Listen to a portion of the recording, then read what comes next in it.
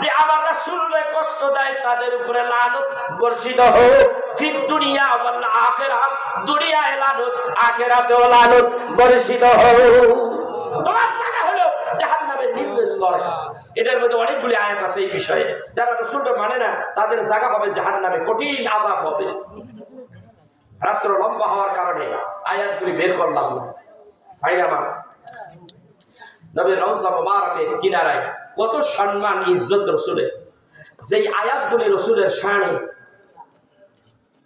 কোরআনের মধ্যে রয়েছে তার কিছু কিছু বিশেষ আয়াত স্বর্ণের অক্ষরে ওখানে লিখে রাখছে এই জন্য আমরা অনেকে বলি রাসূলের সম্মান কেমন এটা গরম পানি দিতে বাবা এটার ভিতরে মিক্সার রাসূলের সম্মান কেমন ফালাইও না কেমন সম্মান শুনেন কেমন ইজ্জত আমার রাসূলের এই জন্য আমি বলি বুঝলি না রে কপাল পুরা আমার নূর নবীজির শান যেই নবীজির শানের কথা কোরআনে বহায়ার বুঝলি না রে কপাল পুরা আমার নূর নবীজির শান বুঝলি না রে কপাল পুরা আমার নূর নবীজির শান রউফুর রহিম যিনি মুমিনের ওই আপন তিনি রউফুর রহিম যিনি মুমিনের ওই আপন তিনি প্রেম সাগরে ডুবে দেখো নবী মোদের প্রাণ বুঝলি না রে কপাল পোড়া আমার নূর নবীজির শান বুঝলি না রে কপাল পোড়া আমার দয়াল নবীজির শান ঠিক কি না কোরআনে আছে না নাই আছে না নাই এক জায়গায় দেখি রাসূলের নাম রওজা শরীফের উপরে লেখা ইয়া আইয়ুহাল্লাযীনা আমানু লা তারফাউ আসওয়াতাকুম ফাওকা সাউতুন নবী হে বিশ্বাসী ইমানদার বান্দারা আমার নবীজির আওয়াজের উপরে আওয়াজ উঁচা কইরো না আস্তে আস্তে কথা বলুন সহিহ বুখারীর হাদিস সম্ভবত 10ম বলিয়া তার মধ্যে দেখলাম নবীজি কোরআন নবীজি আলোচনা করতেছে হযরতে আবু বকর হযরতে ওমর রাদিয়াল্লাহু তাআলা আনহুমা হযরত আবু বকর বললেন ইয়া রাসূলুল্লাহ অমুক গোত্রের নেতা অমুকরে বানাইয়া দেন হযরতে ওমর ডাকটা বলে না এইটা না ওইটা এই দুইজনের মধ্যে একটু কথা কাটাকাটি হইতে লাগছে আওয়াজটা বাইরে গেল নবী কথা বলতেছে আওয়াজটা ঢেকে গেল রাসূলের কথা ঢেকে গেল তার আওয়াজের উচ্চতার আওয়াজ এই সময় এই আয়াত নাযিল হয়ে গেল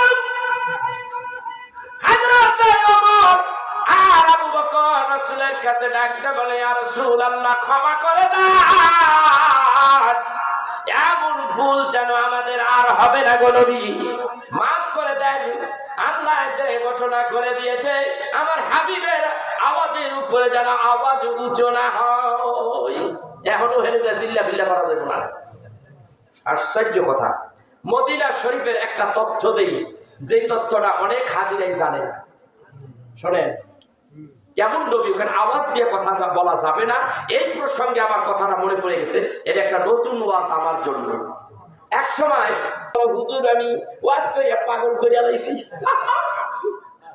কত বড় হুজুর চারটা তরিকায় খেলাফত পাইছি পীরের পোলা পীর আমার বাবা কত বড় আল্লাহর ওলি ছিলেন যার কাশফুটা খোলা ছিল চুরি করে পকেট মারে কতক্ষণ পরে ধইরা পালায় হাজারো মানুষের মধ্যে তুই চুরি করছস হ্যাঁ তুই চুরি করছস আমার টাকাতে জলদি টাকাতে হুজুর গো নেয়ামত টাকা হজম করার ক্ষমতা নাই কথা কয় না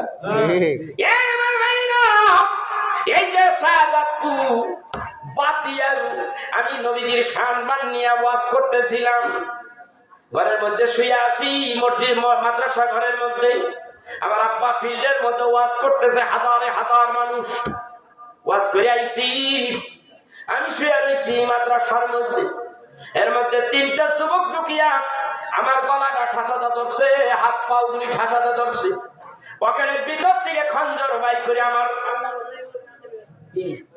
ভাইরে সুন্নিয়াতের দাওয়াল, আমার রক কাইটা দিব, আমার পায়ের রক কাইটা দিব।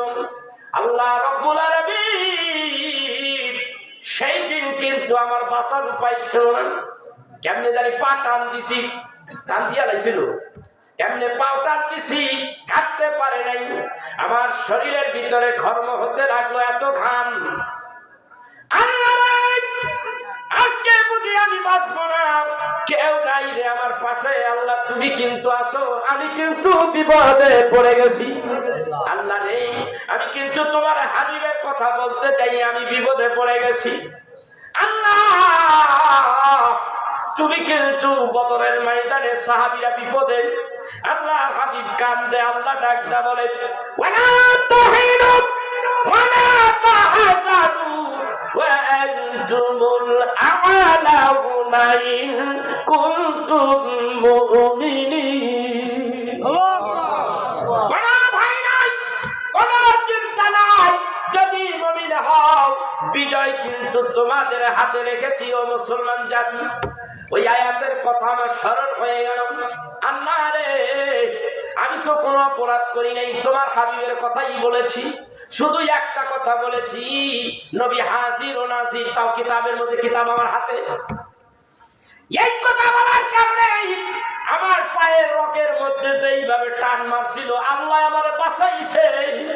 আল্লাহ এই মুহূর্তে তুমি ছাড়া আমার আর কেউ নাই। আল্লাহ এমন একটা জায়গা বাতিয়া, জায়গার নাম বাইতে, আহারে মরুভূমির মতো জায়গা। আমি বিপদে পড়ে গেলাম, আমি আল্লাহর স্মরণ করতে লাগলাম, আল্লাহ তুমি আমার পাশে থাইকো। এই মধ্যে কয়েকজন যুবক দরজার কিনারে ধাক্কায় দরজা খোলেন, তাড়াতাড়ি কে আসেন ভিতরে। ধাক্কাইতে ধাক্কাইতে দরজা খুলে ফেললেন। ওরা দরজা অটোমেটিক খুলে গেল, আপনি ভিতরে ঢুকে গেল। অল্প সময়ের ভিতরে কয়েকটা ধাক্কাই খুলে গেল। এইটাই হলো আল্লাহর কারিশমা।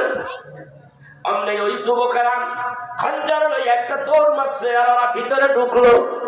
আমি দৌড়াইয়া গেলাম আব্বার কাছে, আব্বার কাছে দৌড়াইয়া বললাম, আব্বা হুজুর আমার একটু মাইকটা দেন, আমার বড় বিপদ। মাইকটা ধরিয়া বললাম, ও জাতি ভাইরা আমার, মুসলমান দিনদার ভাইরা, ওয়াজ করে গেলাম, এইটাই আমার অপরাধ। আমাকে যেই রক কাইটা দিয়েছিল, আমাকে 3 জন যুবক মেরে ফেলতে চাইছিল। অমনি মানুষগুলি খেয়ে গেছে, থামাই দেওয়া হলো। আব্বা হুজুর কেবলা রহমাতুল্লাহ আলাইহি খাবার খাইতে এলাম, মাহফিল শেষ করিয়া। কথা প্রসঙ্গে হুজুর কেবলা সভাপতি যিনি আছিল, বয়সটা ওনার চাইতে আর একটু জোয়ান হবে, আরে ডাক দিয়ে কই, ওই মিয়া কামটা তো তুমি করছো। আমি দেখছি, আমি আর মনে হলে দেখছি বেড়া কামটা করবো কি, হুটা হুটাই বুড়িয়ার ধরে আমতাছে খুলতেছে। চিন্তা করছেন, আমার ধ্যান চিন্তা হলো অন্যরকম। 2008 সাল 8ই জানুয়ারি ঘটনাটা ঘটছে। এই মিয়া তুমি এই কাম করছো। অনেকক্ষণ পর্যন্ত ধমকাইতে লাগলো। তুমি বলো, বলে আমি ফলাফল পাঠাইছিলাম, আমি তো মারতে পাঠাই নেই, স্বীকার করে লাইছে, ধরিয়ে লাইছে। আমি সেই বেটার পোলামকে আশ্চর্য হয়ে গেলাম, এটা কেমন তোর বলো কারবার। ওয়াজ হচ্ছে কিন্তু আমার বাবার কাছে বলা, একটু সময়ের জন্য লড়ে নাই, কিন্তু মানুষ সেট করে থুয়ে দিছে। চিন্তা করছে, ধরিয়ে লাইছে। এত বড় হুজুরের বলা, আমি একটু মুখটা যদি একটু দেই, ভাই খাইবেন না? না, সাইড করি কার পীর আমি, কামেলে মোকাম্মেল, কথা কয় না। মোকাম্মেলের উপরে আরো যদি কিছু থাকে পানিশমেন্ট, কথা কয় না। খাইবেন না একটু? না। হালাল না হারাম? হারাম। হারাম। আর আমার নবীর বেলায় উল্টা হয়ে গেছে। নবীরটা হইল প্রস্রাব নাই, প্রস্রাব মুবারক। ঠিক। মাইয়া আমার বন্ধুরা, আমার বিষয় কিন্তু একটা দিছে। আলোচনা করতে করতে ধ্যান করিয়া ভিতরে ঢুকে যাবো। টাকার দরকার? জি। টাকার দরকার? কত দরকার? রাখেন না, কত নিবে? অপেক্ষা করে।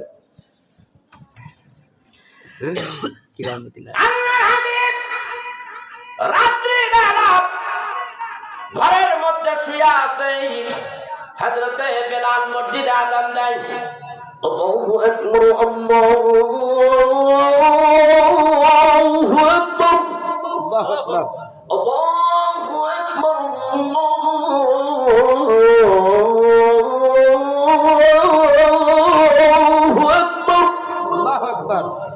আশহাদু আল্লা ইলাহা ইল্লাল্লাহ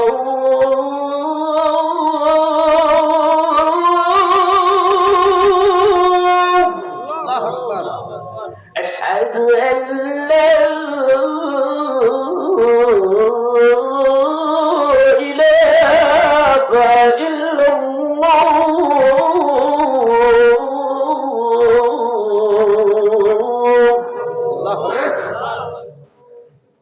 আজান ভালো লাগে, খুব ভালো লাগে, কিন্তু মসজিদে যেতে ভালো লাগে না।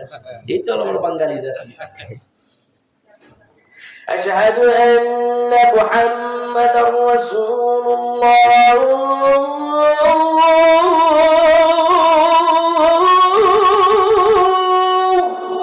আল্লাহু আকবার। আশহাদু আন্না মুহাম্মাদার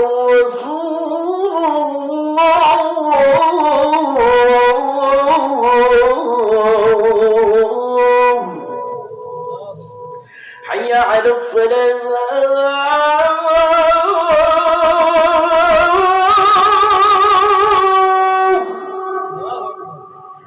حي على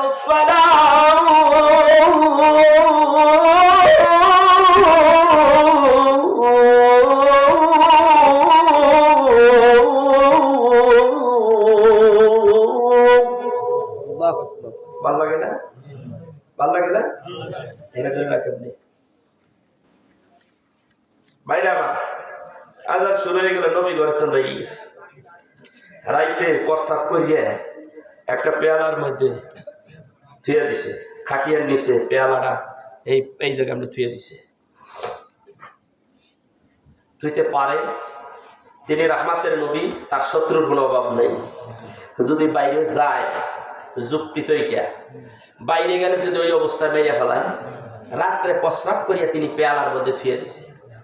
নবী আমার এই প্রস্রাব না ফেলাইয়া মসজিদে গেছেন।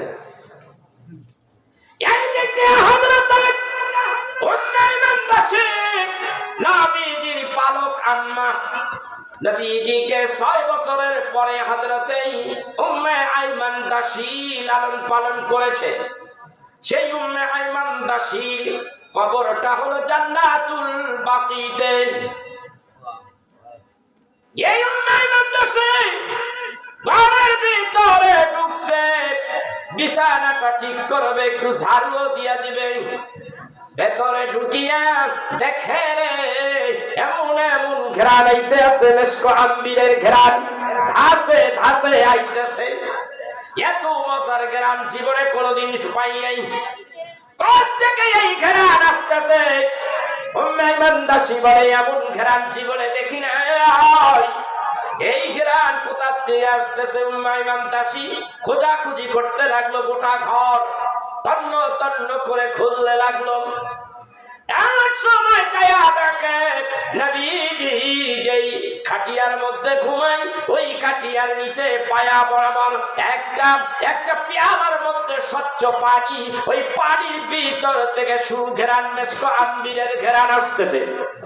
উম্মে আইমান দাসী পাগল হয়ে গেছে। উম্মে আইমান দাসী যাও আর দেরি করলেন না, অমনি ওই পাত্র হাতের মধ্যে নিয়ে সব পানিগুলি পান করে ফেলেছে। আমারটা তো খাইতে চাইলেন না, এটা তো খাইলেন।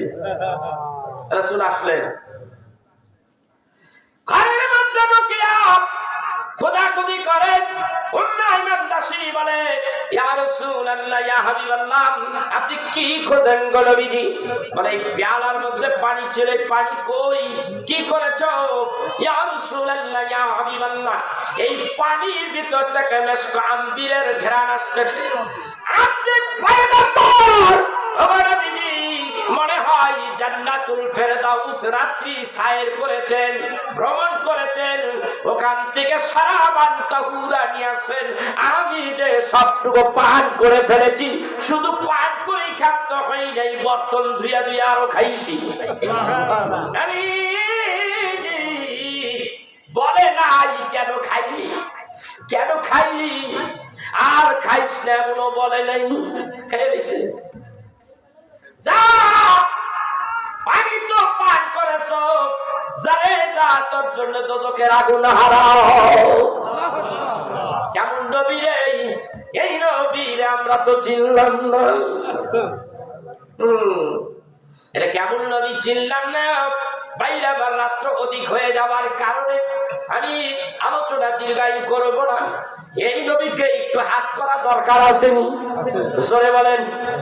যদি হাত করতে চান দুরূদের সংখ্যা বাড়াইতে হইবে না কমাইতে হবে? বাড়াইতে হবে। আমার ভাইরা আপনারা জানেন না, হাদিসে বেরা হয়তো বা দেখেছে, কাবা বাইতুল্লাহ থেকে যখন মদিনায় আসে জিয়ারত করে, নবীজির রওজা মোবারক যখন দেখে, জালির সামনে দাঁড়াইয়া দেখে, এমন কোন হাজি নাই রে যেই জালি দেখিয়া না কান্দে। চোখের পানি ফেলাইয়া ফেলাইয়া কান্দে আর বলে, আসসালাতু আসসালামু আলাইকা ইয়া রাসূলুল্লাহ, আসসালাতু আসসালামু আলাইকা ইয়া হাবিবাল্লাহ, আসসালাতু আসসালামু আলাইকা ইয়া শাফিয়াল মাজনবিয়িন, আসসালাতু আসসালামু আলাইকা ইয়া রাহমাতাল লিল আলামিন। এইগুলি আস্তে আস্তে একটু আগাইতে থাকার সালাম নেই। আমার ভাইয়া, এটা কেমন নবী? আজকে বাংলাদেশের মধ্যে এক জাক মোল্লার গোষ্ঠী বাইর হইছে, ডলার খাওয়াই না মোল্লা। আমার নবী মাহফিলে উঠিয়া নবীর বিরুদ্ধে কথা না বললে ভাত হজম হয় না। আমরা কিন্তু ওই মুসলমান নাই। আমরা জানি এই নবীকে মানতেই হবে, জানের চাইতে বেশি ভালোবাসতে হবে। এই নবীকে যদি না মানি আমাদের জায়গা হবে জাহান্নামে। যেই ব্যক্তি নবীজিকে ইজ্জত দেয় না, সম্মান দেয় না, নবীজিকে কষ্ট দিয়ে কথা বলে, সোনার মদিনায় নবী কষ্ট পায় আর বলে, হায় রে উম্মত, আমি তোর জন্য সারা জীবন উম্মতি রব্বি হাবলি উম্মতি বলে কেঁদেছি, তোরা আমারে কষ্ট দেস। আল্লাহ ডাক দিয়া বলেন, ইন্নাল্লাযীনা ইউযুনাল্লাহ ওয়া রাসূলাহু লানাহুল্লাহ ফিদ দুনিয়া ওয়াল আখিরাহ। যে আমি আল্লাহকে কষ্ট দেয়, যে আমার রাসূলকে কষ্ট দেয়, তাদের উপরে লানত বর্ষিত হোক। ফিদ দুনিয়া ওয়াল আখিরাহ, দুনিয়ায় লানত, আখিরাতেও লানত বর্ষিত হোক। তোমার জায়গা হলো জাহান্নামের নির্দেশ করে। এটার মধ্যে অনেকগুলি আয়াত আছে এই বিষয়ে। যারা রাসূলকে মানে না তাদের জায়গা হবে জাহান্নামে, কঠিন আযাব হবে। রাত্র লম্বা হওয়ার কারণে আয়াতগুলি বের করলাম না। ভাইরা আমার, নবীর রওজা মুবারকের কিনারায় কত সম্মান ইজ্জত রাসূলের। যেই আয়াতগুলি রাসূলের শানে কোরআনের মধ্যে রয়েছে, তার কিছু কিছু বিশেষ আয়াত স্বর্ণের অক্ষরে ওখানে লিখে রাখছে। এই জন্য আমরা অনেকে বলি রাসূলের সম্মান কেমন, এটা গরম পানি দিতে বাবা, এটার ভিতরে মিক্সার। রাসূলের সম্মান কেমন ফালাইও না, কেমন সম্মান শোনেন, কেমন ইজ্জত আমার রাসূলের। এই জন্য আমি বলি, বুঝলি না রে কপাল পুরা আমার নূর নবীজির শান, যেই নবীজির শানের কথা কোরআনে বহায়ার। বুঝলি না রে কপাল পুরা আমার নূর নবীজির শান, বুঝলি না রে কপাল পুরা আমার নূর নবীজির শান। রউফুর রাহিম যিনি, মুমিনের ওই আপন তিনি। রউফুর রাহিম যিনি, মুমিনের ওই আপন তিনি। প্রেম সাগরে ডুবে দেখো নবী মোদের প্রাণ। বুঝলি না রে কপাল পোড়াও আমার নূর নবীজির শান, বুঝলি না রে কপাল পোড়াও আমার দয়াল নবীজির শান। ঠিক কি না? কোরআনে আছে না নাই? আছে না নাই? এক জায়গায় দেখি রাসূলের নাম রওজা শরীফের উপরে লেখা, ইয়া আইয়ুহাল্লাযীনা আমানু লা তারফাউ আসওয়াতাকুম ফাওকা সাওতুন নবী। হে বিশ্বাসী ইমানদার বান্দারা, আমার নবীজির আওয়াজের উপরে আওয়াজ উঁচা করিল না, আস্তে আস্তে কথা বলুন। সহিহ বুখারীর হাদিস, সম্ভবত 10ম বলিয়া। তার মধ্যে দেখলাম নবীজি কোরআন, নবীজি আলোচনা করতেছে। হযরতে আবু বকর, হযরতে ওমর রাদিয়াল্লাহু তাআলা আনহুমা। হযরত আবু বকর বললেন, ইয়া রাসূলুল্লাহ, অমুক গোত্রের নেতা অমুকরে বানাইয়া দেন। হযরতে ওমর ডাকটা বলে, না এইটা না ওইটা। এই দুইজনের মধ্যে একটু কথা কাটাকাটি হইতে লাগছে। আওয়াজটা বাইরে গেল, নবী কথা বলতেছে, আওয়াজটা ঢেকে গেল, রাসূলের কথা ঢেকে গেল তার আওয়াজের উচ্চতার আওয়াজ। এই সময় এই আয়াত নাযিল হয়ে গেল। হযরত ওমর আর আবু বকর রাসূলের কাছে ডাকতে বলে, ইয়া রাসূলুল্লাহ, ক্ষমা করে দেন, এমন ভুল যেন আমাদের আর হবে না গো নবী, মাফ করে দেন। আল্লাহ যে ঘটনা করে দিয়েছে, আমার হাবিবের আওয়াজের উপরে যেন আওয়াজ উঁচু না হয়। এখনো হেরে চিল্লা বিল্লা করা যাবে না। আশ্চর্য কথা, মদিনা শরীফের একটা তথ্য দেই, যে তথ্যটা অনেক হাজিরাই জানে না। শোনেন, কেমন নবী, ওখানে আওয়াজ দিয়ে কথা বলা যাবে না। এই প্রসঙ্গে আমার কথাটা মনে পড়ে গেছে, এটা একটা নতুন ওয়াজ আমার জন্য। এক সময় রেল লাইন মদিনা তুল মুনাওয়ারার একেবারে নিকট দিয়া গেছে রেল লাইন। ওখানে একটা স্টপেজ ছিল, একটা স্টেশন ছিল বহু আগে। বর্তমান যিনি প্রেসিডেন্ট বাদশাহ সালমান, তার দাদার যুগে ওই রেল লাইনটা ওইখান দিয়ে তুর্কিরা ওইখানটা নিছিল রেল লাইন। ওখানে একটা স্টেশন ছিল। ট্রেন থামলে পরে আওয়াজ হয় না, বাঁশি দেয় না। আর ট্রেন গেলে ট্রেনের একটা শব্দ হয়, ঝক্কর ঝক্কর, অনেক বড় বিকট আওয়াজ। এই আওয়াজ হায়াতুন নবী, রহমতের নবী ঘুমের ডিস্টার্ব হবে। আল্লাহু আকবার। এই প্রিন্স সালমান তার দাদা তখন এই চিন্তাটা করলো, তুর্কি বাহিনীরা এখান দিয়া রেল লাইন নিয়েছে, এখানে একটা স্টপেজ, এখানে একটা স্টেশন, এখান দিয়ে রেল লাইন যায়, ঝক্কর ঝক্কর আওয়াজ হয়। রেল যখন এখানে থামায় তখন কিন্তু বাঁশি দেয়, থামানোর বেলাও বাঁশি মারে, যাবার বেলাও জোরে বাঁশি মারে, অনেক বিকট আওয়াজ।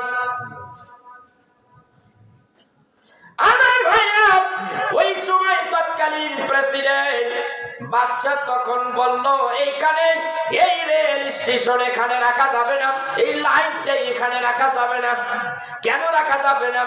এইভাবে যদি রেল লাইন দিয়া রেল যদি যায়, ঝক্কর ঝক্কর আওয়াজ হয়, আবার যখন এখানে স্টপেজ দেয় তখন কিন্তু আওয়াজ দিয়ে একটা বাঁশি দেয়, যাবার বেলাও বাঁশি দেয়।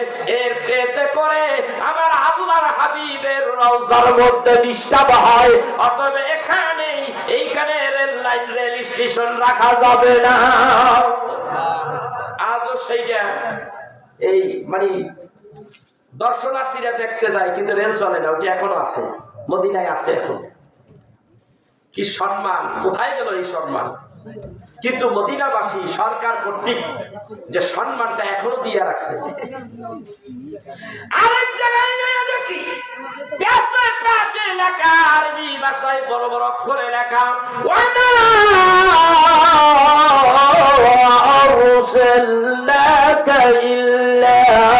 রাহমাতাল লিল আলামিন।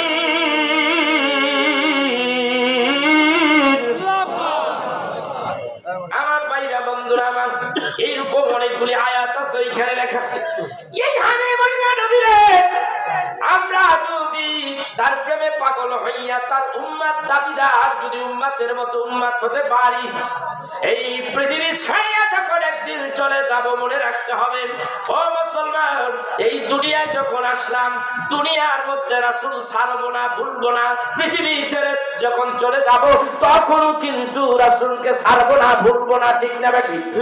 ভাই আমার, বন্ধুরা আমার, একটা মানুষ যখন ইন্তেকাল করে, এই মানুষটারে যখন ঘরের ভিতর থেকে বের করে নিয়ে আসে, মানে না, গরম পানি, পেট্রো গরম পানি দিয়া যখন গোসল করার জন্য যখন নিয়ে যাওয়া হয়, তখন অনেক উঁচু করে চারজন ব্যক্তি, ঠিক কিনা, এই এইদিকে এই সময় ওই মুর্দা ব্যক্তি চিৎকার মারে।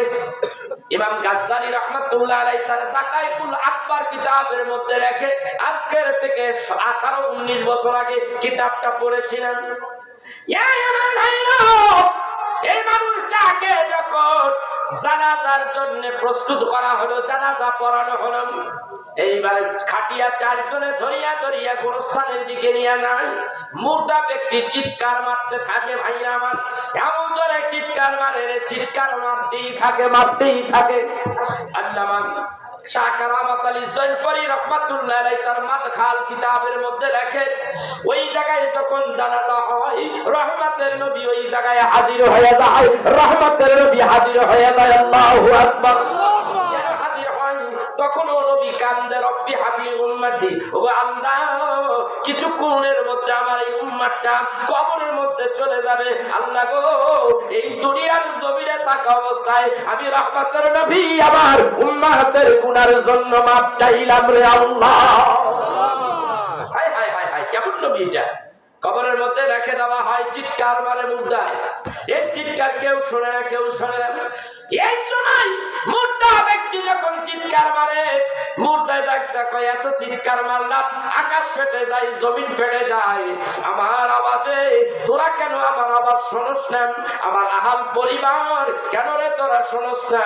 ও আমার মুসলমান ভাইরা, আত্মীয় স্বজনেরা, আমি তোমাদের দেখতে পাই, তোমরা কি আমার আওয়াজ শোনো না? কথার আওয়াজ শোনো না?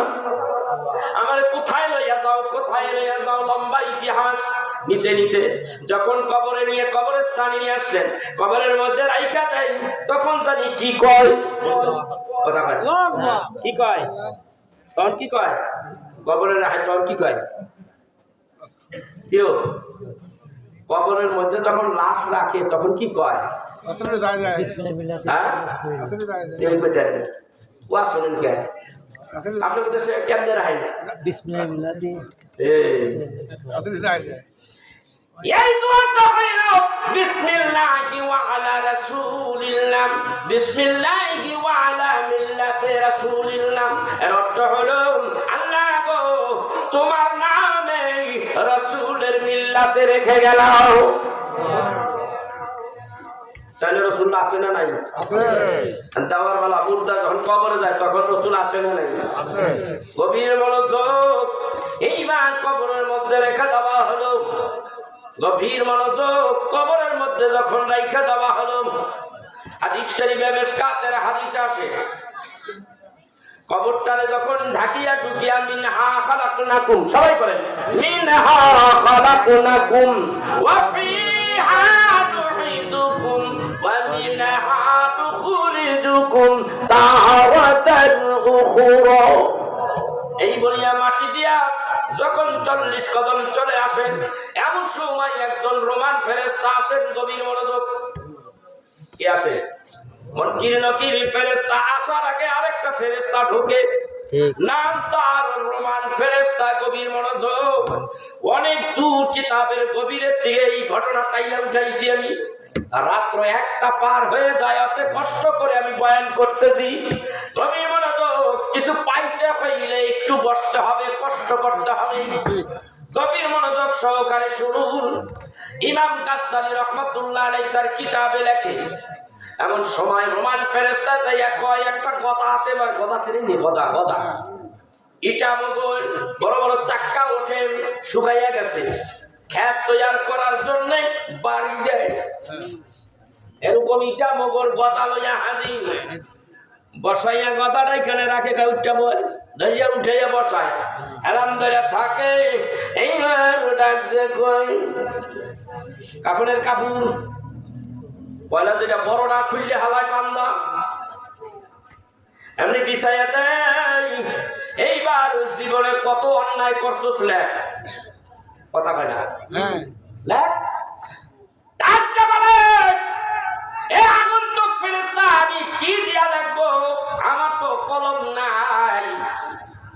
তোমার যে 5টা আঙ্গুল আছে, একটা আঙ্গুল তুমি লিক করে ফেলো, কামড় দিয়ে একটু ফুটা করো। একটুখানি ফুটা করলে রক্ত বের হবে কিনা? ওই রক্তটাই হলো কালি। লেখো 1 নম্বর, লেখো কতটি গুনাহ করছস লেখ। দুই একটা লেখতেছে, ওই কথা দেখে আল্লাহ নাসারা করে আসিস তো বেড়া, একটা থাপ্পুর তুমি বেটা মাইকেস দেন, আসিস দেখা আসার অবস্থা কি কথাটা যখন নারিসারা করি আর কলিজা টুটি মুটি শুকাইয়া নাই, কইতাছি লেখতাছি, এতটি মিথ্যা কথা কইছি, সুদ দিছি, বুট দিছি, সুদ খাইছি, এতগুলো মানুষের ঠকাইছি, আমি ভাই হইয়া বইনের জমি দিতে যায় ঠকাইছি এতখানি। আল্লাহর কোরআনে বিধান করে দিয়েছে, সূরা নিসা, সূরা মাইদা, এর মধ্যে সব ডেসক্রিপশন দিয়া দিছে, মা কতটুক পাবে, ছেলে কতটুক পাবে, বইনে কতটুক পাবে, আর বাবাই করে কি মায়ারে জন্মে ঠকান ঠকায়। আছে না নাই? আছে। এই দুনিয়ার মানুষ কাল কিয়ামতের দিন কঠিন বিচার হবে ওই মানুষটার, যেই বাপ তার মেয়ের ঠকাইয়া ছেলেদেরকে বাড়ি গাড়ি বানাইয়া দিছে। কোরআনের মধ্যে আসছে আল্লাহ জমিনটা তামা বানাইয়া সেকল দুই ধারে লাগাইয়া তোর গলার মধ্যে ঝুলাইয়া দিব, টানতে থাও। আর স্বর্ণ গহনার যাকাত ফিতরা দিলি না, যাকাত দেস নাই, কিয়ামতের দিন ওই স্বর্ণগুলি আগুন দিয়া জ্বলাইয়া গালাইয়া এমন ভাবে করবে, লাল করে দেবে, আর পিঠের মধ্যে স্বর্ণ দিয়া দাগাইবে আর বলবে যাকাত দেশ নাই, স্বর্ণের যাকাত দেশ নাই, এর আরাম কত মজা, স্বাদ টেস্ট কর।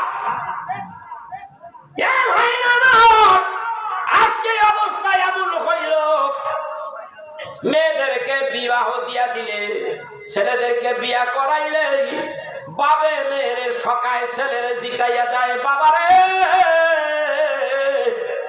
তুমি ছেলেরে জিতাও নাই, তুমি নিজে ঠইকা গেছো। কিয়ামতের দিন এই টেস্ট তুমি পাইবা।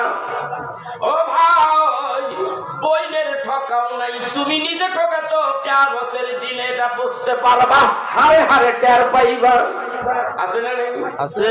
এ ভাই আমার বন্ধুরা, আমার মেয়েদেরকে আমি নিজে বলে গেছি, বাবার একটা কাজ করিস, আমি রাস্তাঘাটে চলাফেরা করি, কোন সময় জানি মরিয়া যাই কইতে পারি না, যদি অ্যাক্সিডেন্ট হইয়া শহীদ হইয়া যায়, দিনের জন্যই যখন বাইর হয়ে যায়, আইনের অবস্থায় যদি আমি মারা যাই, হয়তো আমার নামটা আল্লাহ শহীদের কাতারে লিখে দেবে। যদি পৃথিবী থেকে চলে যায়, আমি বলে দিয়েছি এই এই জমিন ছেলেরা খায়, এই এই জায়গাগুলি তোরা মেয়েরা নিয়ে যায়, আর কোন ফিতনা করিস না, আমি বলে দিয়েছি। সেই দিনও বলছি, আগে অনেকবার বলছি।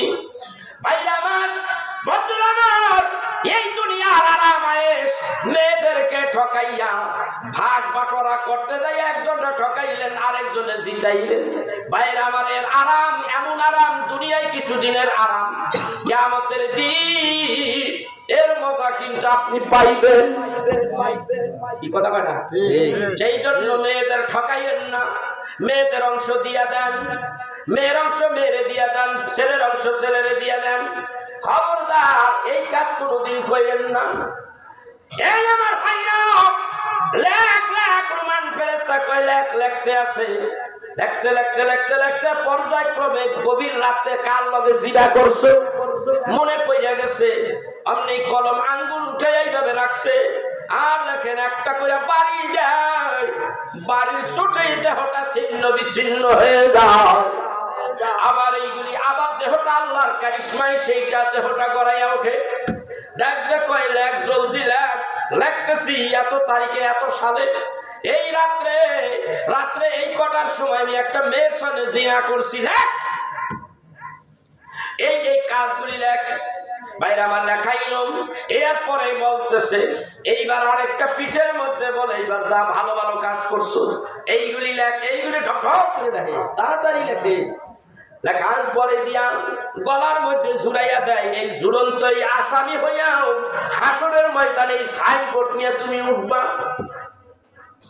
গলায় ঝুলাইয়া দিছে, এইবার তোমারে ঘুম পাড়াইয়া দিল। আল্লাহ নবী বলেন ফেরেশতা ঢুকছে, নবীজির সম্মানে কথা বলতে যাই এই কথাটা আমি উঠাইলাম। আপনার নিদান কালের বন্ধু, আপনার আমার দয়াল নবী, আমার নবী কেমন নবী? হাদিস শরীফের মধ্যে আসে এইবার ওই ফেরেশতা বিদায় হয়, এইবার মুনকির নকির ঢোকেন।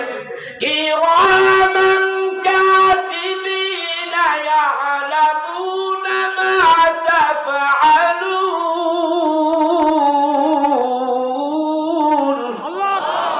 ইন্নাল আবরারা লাফি নাঈমিন ওয়া ইন্নাল ফুজ্জারা লাফি জাহিম।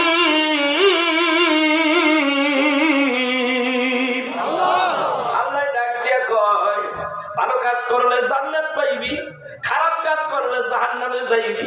কিরামান কাতিবিনা ইয়ালামুনা মা তাফআলুন। দুই কান্দে দুইজন ফেরেশতা, সম্মানিত ফেরেশতা, তুমি কি করতেছো? তুমি মনে করেছো আন্দার রাইতে চুরি করছি, আল্লাহ দেখে না? তুমি গোপনে গোপনে একজন মানুষের 12:30 বাজাইয়া দিলা, তারে ঠকাইলা, ভাইরে ঠকাইলা, বোনেরে ঠকাইলা, কেউ জানে না, কোন মানুষ জানে না, কেউ দেখে না। না না, তোমারে বলবো, তোমার এই চোখ দুইটা দিয়ে তুমি দেখছো নি? কথা বল না, আপনি জানেননি? আপনি জানলে যথেষ্ট। আপনার হাত জানে কিনা, আপনার চোখ জানে কিনা, আপনার পা খবর আছে না নাই? কিয়ামতের দিন সব চাইতো আপনার বিরুদ্ধে উল্টা কথা কইব, কেউ আপনার পথে আপনার পক্ষে দায়িকা কথা বলবে না। ঠিক না বেঠি? ভাইয়া, আমি মাওলানা লতিফ নুরি একদিন থাকবো না। আজকে যে ওয়াজগুলি করে গেলাম আমার জীবনের হয়তো বা জীবনের শেষ ওয়াজ। আমার ভাইরাও এইটা আমার পাশে বসে আছে, হুজুর বেশি সময় ওয়াজ করেন না, শরীরের অবস্থা আপনার ভালো না হুজুর। আমারে বারবার বলে, তবুও বেশি বেশি সময় দিয়ে আনলিমিটেড ওয়াজ করি। কেননা ওয়াজ করি আমার জাতি ভাইরা, সুন্নি ভাইরা, ওয়াজ আমাকে জানু। একটা কথা যদি আমার আমল করে, আমার উপকার হবে, তারও উপকার হবে।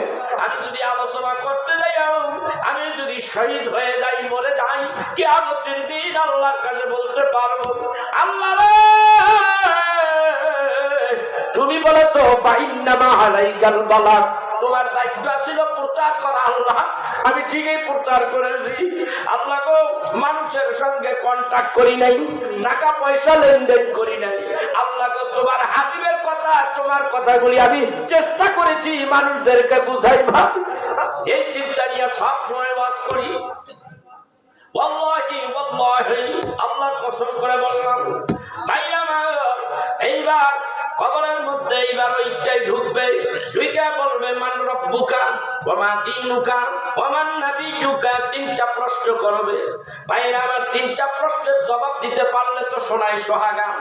আর বুখারীর হাদিসে আছে, তোমাকে বলবে মান রব্বুকা, জবাব দিতে পারলা না, বললা লা আদি, জানি না জানি না। ওয়া মা দীনুকা, তোমার দিন কি? লা আদি, জানি না জানি না জানি না।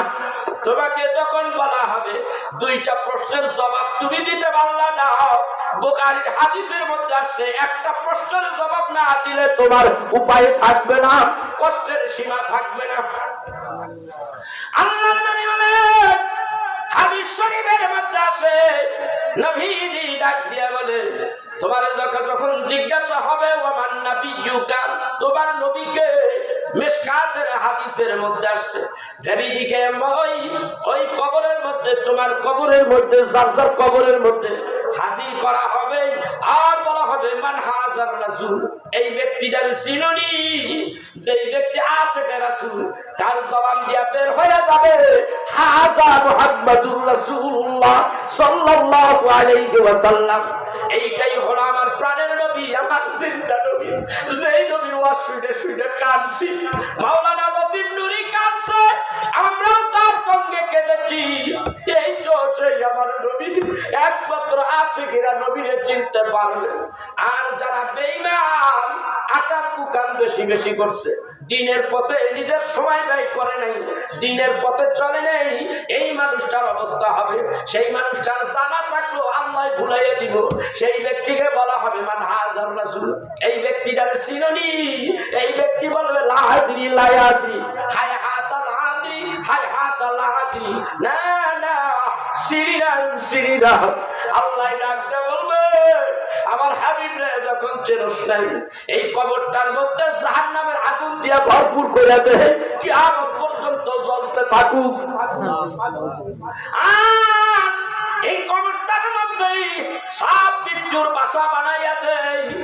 তার সেই মানুষটা একমাত্র শুধু এইটাই না, সে চিনল না। আর একটু হাদিস শরীফের মধ্যে আসছে, ওই মানুষটা যখন তারে শোয়াইয়া রাখা হবে, আল্লাহ ডাকতে কয়, আল্লাহর নবী ডাকতে বলে, এমন সময় যেই ব্যক্তি রাসূলরা চিনল না, ডান দিকের মাটিগুলি আস্তে আস্তে করে চেপে আসবে, বাম দিকের মাটিগুলি আস্তে আস্তে চেপে আসবে।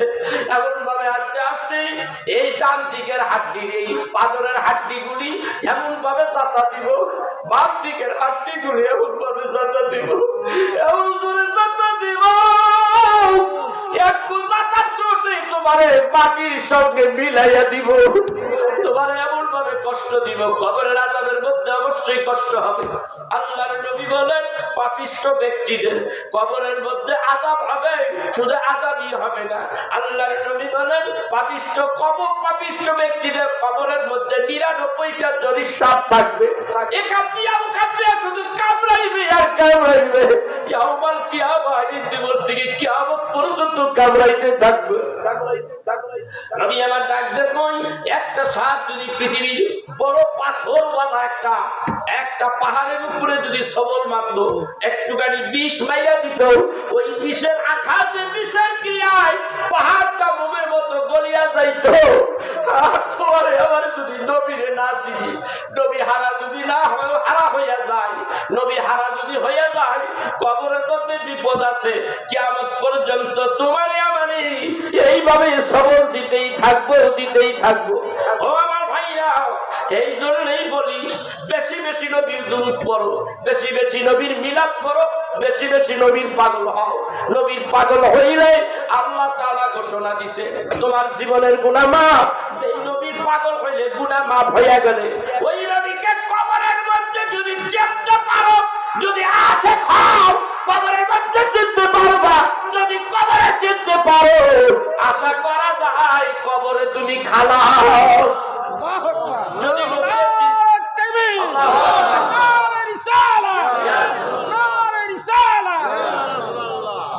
ভাইরা, আমি আপনাদেরকে বলি, নবী লাগবে কিনা একটু ভালো করে খেয়াল করি। লাগবে। তাহলে জোরে চিৎকার করেন, নারে তাকবীর, আরো জোরে নারে তাকবীর, নারে রিসালাত, নারে বিলায়াত। ভাইরা আমার, নবী নাই কোন জায়গায়? সব আল্লাহর খেলা। আর যারা খালি আল্লাহ নবী লাগবো না, আগে কপাল পড়ছে, কোটি কোটি টাকার কাছে ওরা বিপদ বিক্রি হয়ে গেছে, বিক্রি হয়ে আপনারা আমার ঈমান নষ্ট করার পায়তারা করতেছে। আমরা সুন্নিরা এত ফান্দে, তোমাদের ফান্দে আমরা পড়বো না, যারা পড়া পড়িয়া যায়। হাদিস শরীফের মধ্যে আসছে, নবীরে চেললে মুক্তি, নবীরে না চেললে অবস্থা খারাপ। কেমন মুক্তি? যেই ব্যক্তি বলবে হাযা মুহাম্মাদুর রাসূলুল্লাহ সাল্লাল্লাহু আলাইহি ওয়াসাল্লাম, নবীরে চিননি, এই ব্যক্তিরে চিননি, ওই সময় ওই ব্যক্তি যদি আশিকে নবী হয়, নবী প্রেমিক হয়, হাযা মুহাম্মাদুর রাসূলুল্লাহ সাল্লাল্লাহু আলাইহি ওয়াসাল্লাম, চিনি এইটাই আমার প্রাণের নবী, এইটাই আমার প্রাণের নবী।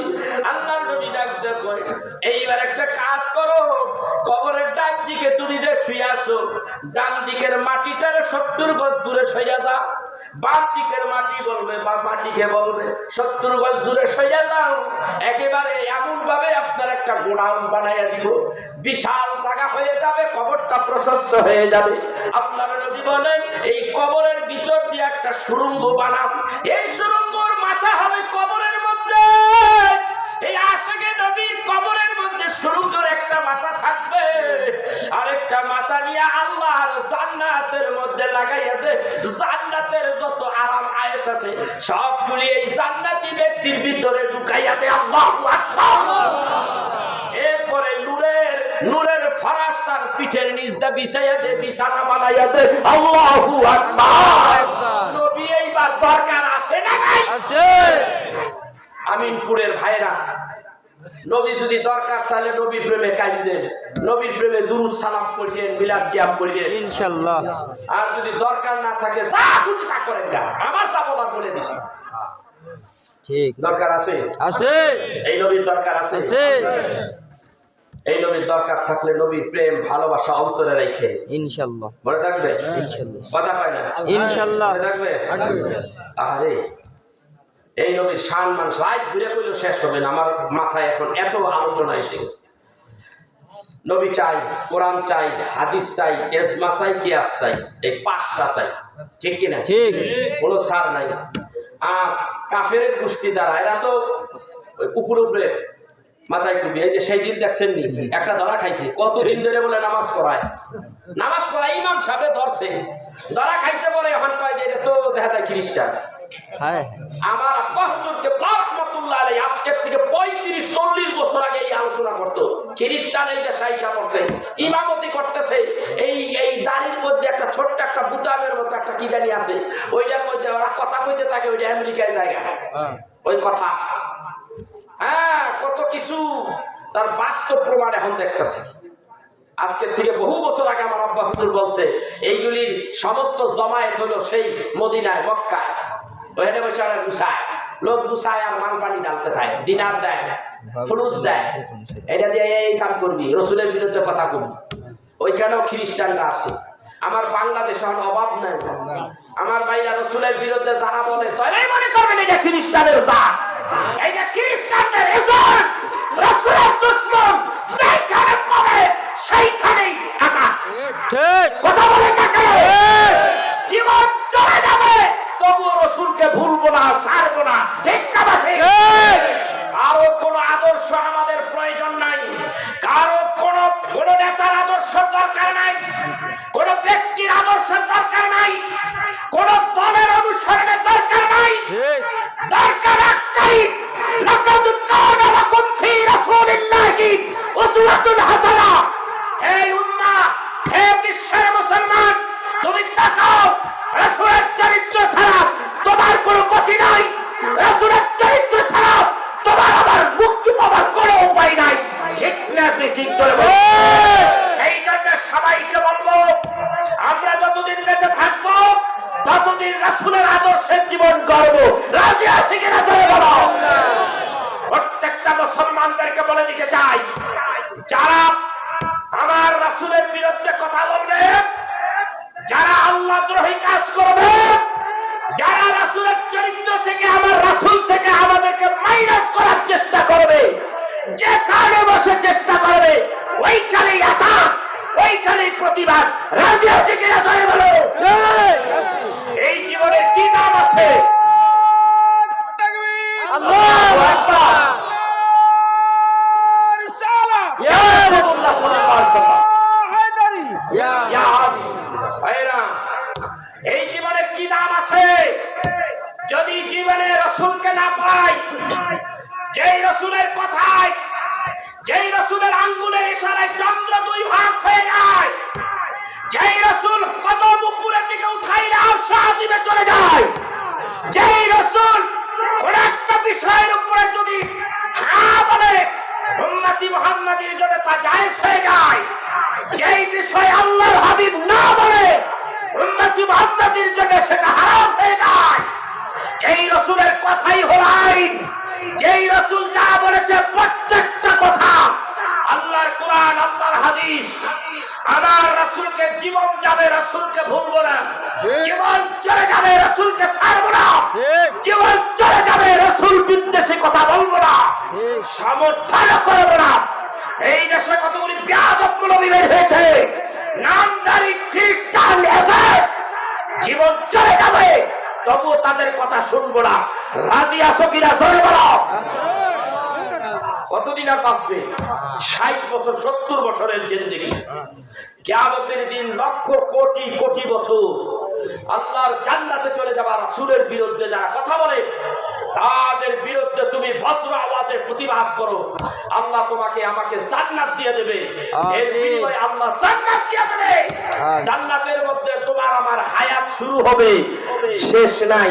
যেই জান্নাতে কোনো মৃত্যু নাই, কষ্ট নাই, ঘুম নাই, সম্পূর্ণটাই সালাম সালাম সালাম, শান্তি শান্তি শান্তি।